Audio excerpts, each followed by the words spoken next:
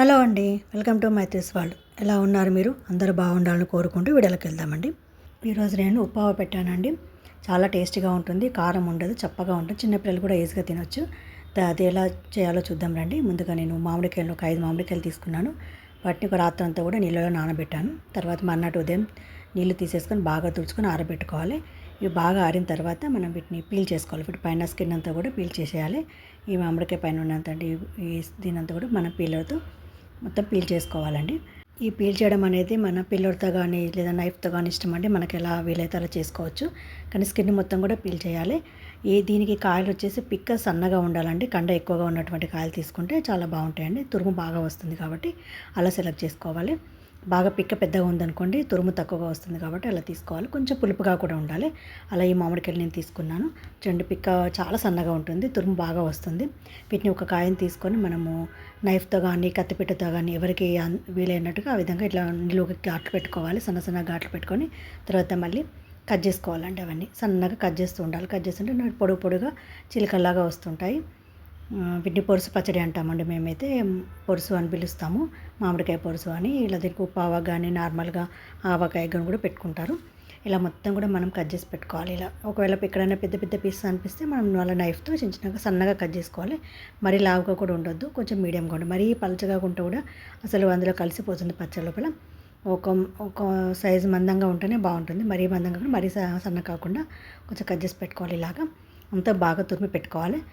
తడి అసలు ఉండొద్దండి, తడి లేకుండా చూసుకోవాలి. తర్వాత వీటి కొలత చూద్దామండి. నేను ఇది ఒక కేజీ అయినాయండి. నా 5 మామిడికాయలకు కేజీ తురుము వచ్చేసింది. దానికి నేను ఒక 200 గ్రామ్స్ ఉప్పు తీసుకున్నాను. ఒక 100 గ్రామ్స్ ఆవపిండి తీసుకున్నాను. తర్వాత ఒక పావు కేజీ అంటే 250 గ్రామ్స్ నువ్వుల పొడి తీసుకున్నాను. అలాగే కొన్ని వెల్లుల్లిపాయలు, ఒక పెద్ద స్పూను మెంతి పొడి తీసుకున్నాను. ఇవన్నీ కూడా మెజర్మెంట్స్ అండి వీటికి.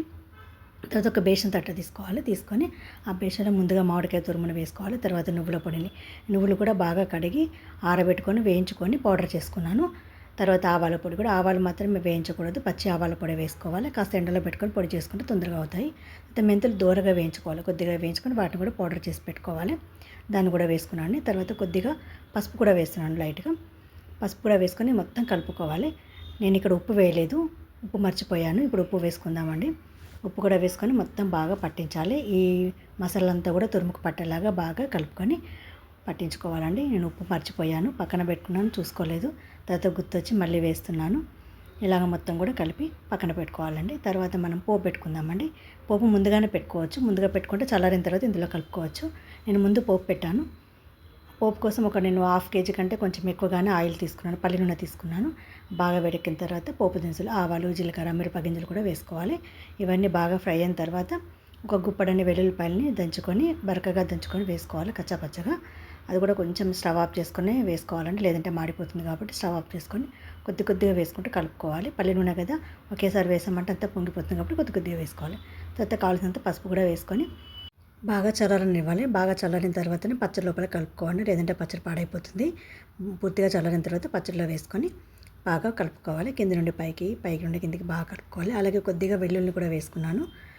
ఇంకా కావాలంటే ఎక్కువ కూడా వేసుకోవచ్చు. నేను కొన్ని మాత్రమే వేసుకుని పొట్టు తీసుకొని వేసుకోవాలి. తర్వాత బాగా స్పూన్తో కానీ చేత్తో కానీ మొత్తం బాగా కలుపుకొని పెట్టుకోవాలండి. ఇలాగా పూర్తిగా కలిసేంత వరకు బాగా కలుపుకోవాలి. ఇలా కలిపిన తర్వాత మనం దీన్ని ఇంకొక గిన్నెలోకి నేను మార్చుకుంటాను. ఒక స్టీల్ గిన్నెలోకి మార్చుకుంటున్నాను. అది బేషన్లో పెట్టుకోలేము కాబట్టి స్టీల్ గిన్నెలోకి మార్చుకుంటున్నాను.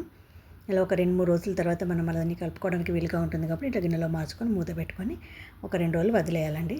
మళ్ళీ 3వ రోజున మనం తీసుకొని ఒకసారి ఓపెన్ చేసి చూద్దామండి ఎలా ఉందో.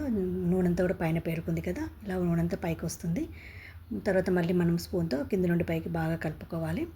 ఇలా కలుపుకుంటే మనకు పచ్చడి రెడీ అయిపోయినట్టే అండి. ఇప్పుడు కావాలంటే ఉప్పు ఒకసారి చూసుకొని కావాలంటే ఉప్పు వేసుకోవచ్చు. మామూలుగా అయితే సరిపోతుంది. ఆయిల్గా కూడా కావాలంటే ఆయిల్ కూడా వేసుకోవచ్చు. తర్వాత మనం ఒక జాడీలో కానీ గాజు బాటిల్లో కానీ మనం స్టోర్ చేసుకుంటే ఇది 1 ఇయర్ పాటు నిల్వ ఉంటుంది. చాలా టేస్ట్గా ఉంటుందండి. చిన్నపిల్లలు కూడా ఈజీగా తినొచ్చు. టేస్ట్ ఉప్పావ పచ్చడి రెడీ అయిపోయినట్టే అండి. మీకు ఈ వీడియో కనుక నచ్చినట్టయితే లైక్ చేయండి, షేర్ చేయండి, కామెంట్ చేయండి. తప్పకుండా లైక్ చేయడం మాత్రం మర్చిపోకండి. అందరూ చూస్తున్నారు కానీ ఎవరు లైక్ చేయట్లేదు. లైక్తో పాటు సబ్స్క్రైబ్ కూడా చేసుకోండి. మీకు ఈ వీడియో తప్పకుండా నచ్చింది అనుకుంటున్నాను. ఇక ఉంటానండి. Bye, thank you. మరొక మంచి వీడియోతో వస్తాను.